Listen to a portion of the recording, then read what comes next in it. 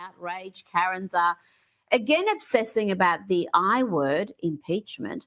Yes, these democracy-denying hysterics want to see the duly elected president impeached. Let's hear from this screeching banshee at a town hall imploring Democrat Senator John Ossoff to remove the president. Why are there no calls for impeachment? This is unacceptable. I will not live in an authoritative country, and neither will any of these people. You can do more. I like you, and I will vote for you if you are brave and you do what we need.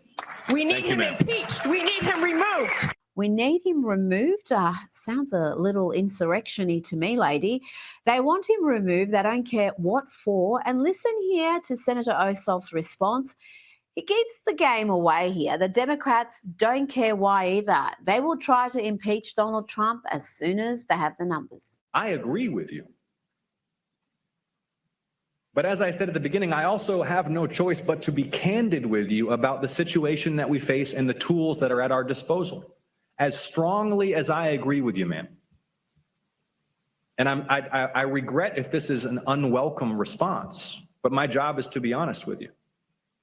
The only way to achieve what you want to achieve is to have a majority in the United States House of Representatives. Well, the shrill Karen should start celebrating because some Democrats are listening to her.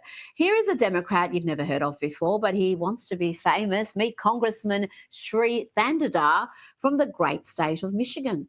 Donald Trump has already done real damage to our democracy, but defying a unanimous 9-0 Supreme Court ruling, that has to be the final straw. It's time we impeach Donald J. Trump.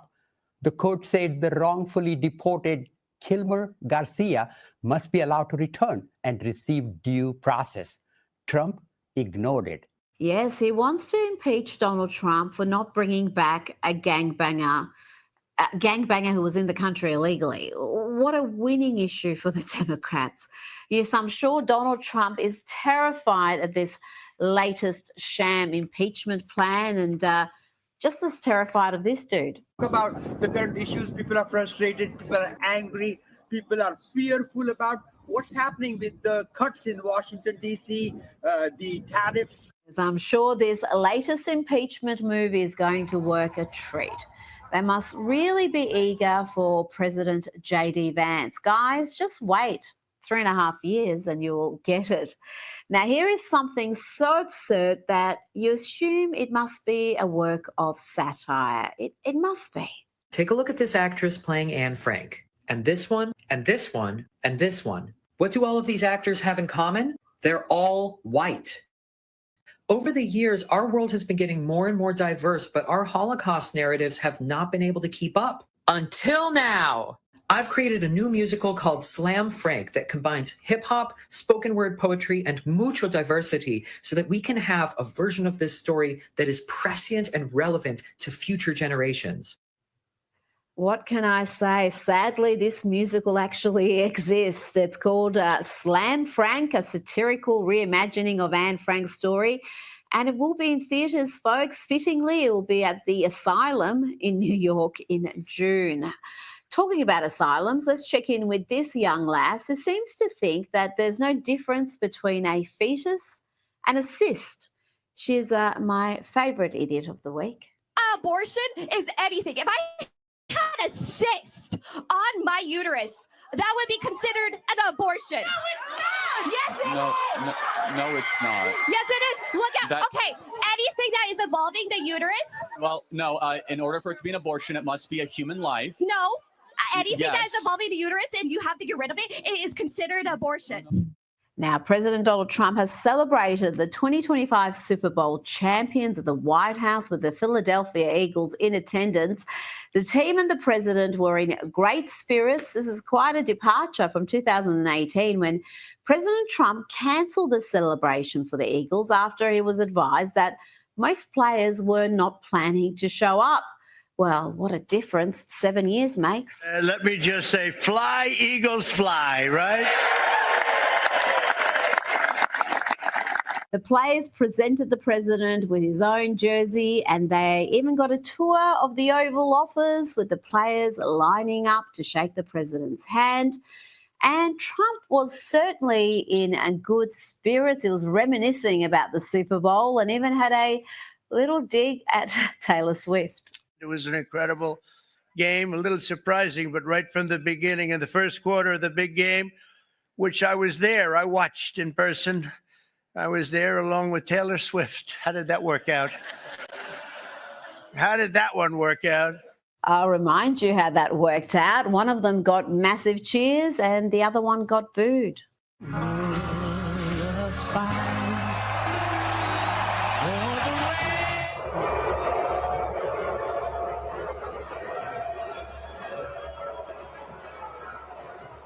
Good times. Now, there were 3 players missing from the White House celebrations. They blamed scheduling issues, like they have something better to do. One of those players, Jalen Hurts, had this pitiful response last week when asked whether he was going to be there. Are you planning on visiting the White House next week? Got it. Thank you so much. Yeah. Yes, beautifully articulated. They're so eloquent, so brave. Meanwhile, your teammates are there hobnobbing with the president and they're taking iconic selfies with his portrait. That looks like Elias Ricks there. And he declared his love for Ivanka after the White House visit. He posted this. He said, after seeing her in person, Ivanka is exactly my type. Good luck there. Now, let's bring in Sky News contributor Kosha Gator. Kosha, we've got some serious things to discuss about the first 100 days of Donald Trump's second term, but we can't underestimate the importance of the cultural phenomenon we just saw there, the Super Bowl celebrations with the Eagles. It didn't happen in Trump's first term. That visit was cancelled. Very different dynamic now for the president. Very different. It's almost like the story arc of his cultural comeback alongside his political comeback is almost complete. Because we've talked about everybody from the Silicon Valley titans to high finance people like Bill Ackman to Dr. Phil to the rap industry with 50 Cent to Bill Maher. And now the Super Bowl victors, the very Eagles who weren't very enthusiastic about coming last time, as you said, hobnobbing and rubbing shoulders with him.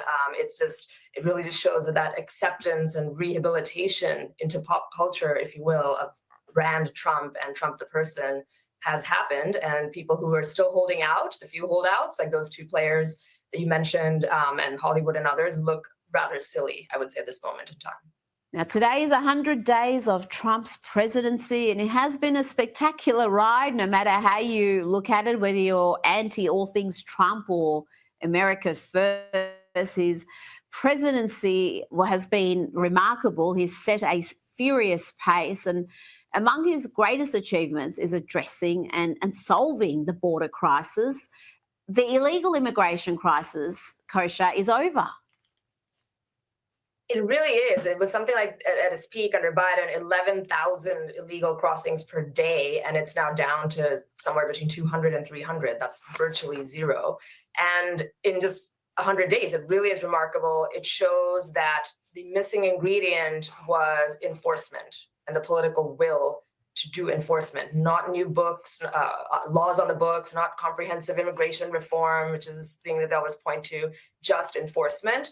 That said, I think the wall, while he's shown that it's not necessary to have the wall, that is something that his base really wants because it has permanence, because all these things that he's doing now around enforcement can be undone if somebody from the other side gets back in that is more pro doing what Biden did and reopening floodgates again.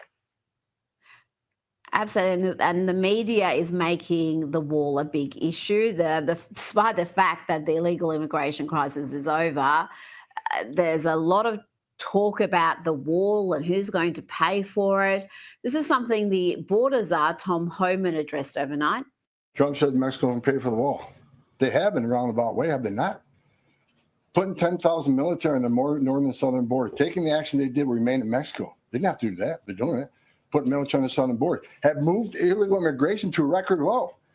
We're saving millions of dollars every day on detention, transportation, removal proceedings. We've more than made up for the cost of that wall. Kosha, even without the wall, the border crisis is over, and it's becoming clear that the Biden administration could have stopped or at least reduced this issue, the flood of illegals coming in, more than 2 million a year under Biden. It seems like it was a choice not to address the crisis.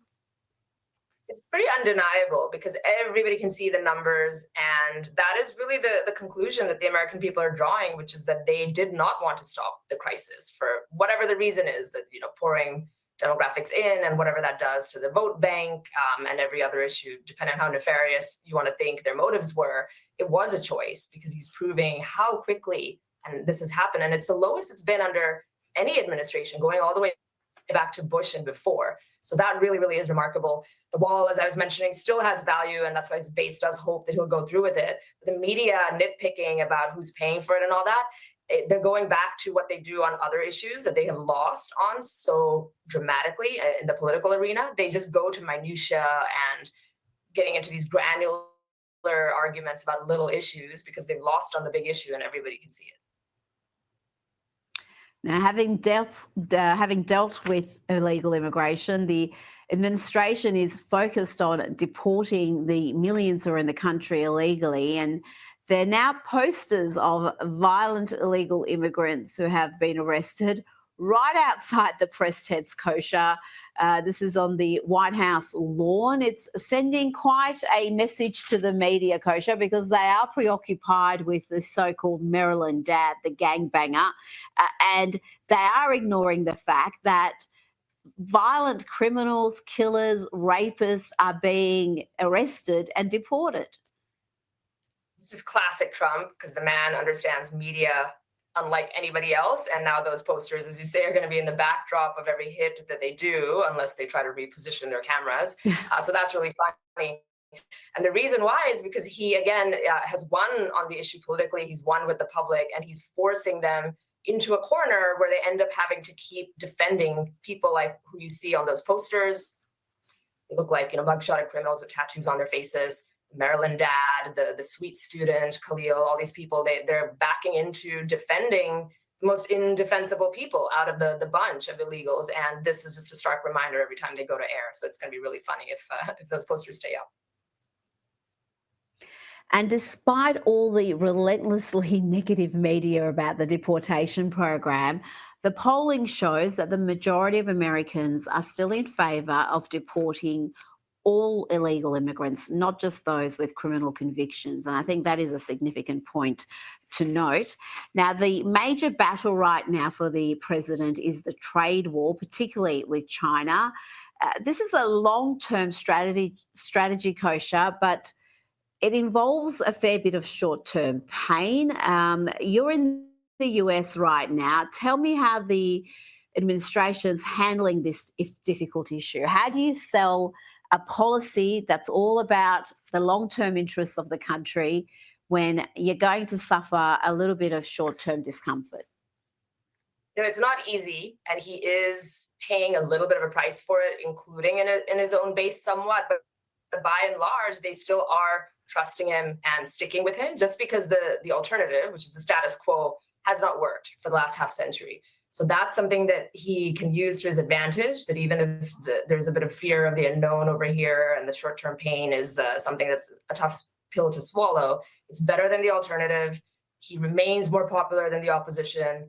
He's coming to the end of his honeymoon period, but he's still in it. So this is the time to strike while the iron's hot, while he's at his peak in terms of acceptance. He's got the majority in the legislative branch, and he's got a lot of support for it. So that's why he's sticking to his broad principles while being flexible on the specifics. And you're seeing some course correction or carve-outs for certain sectors or countries or A/B testing. He does get criticism for that, where people say, well, look, there's no coherent strategy, but many would say that that's actually part of his strategy. Stick to the fundamentals and then be willing to course correct on the specifics as you work through your strategy.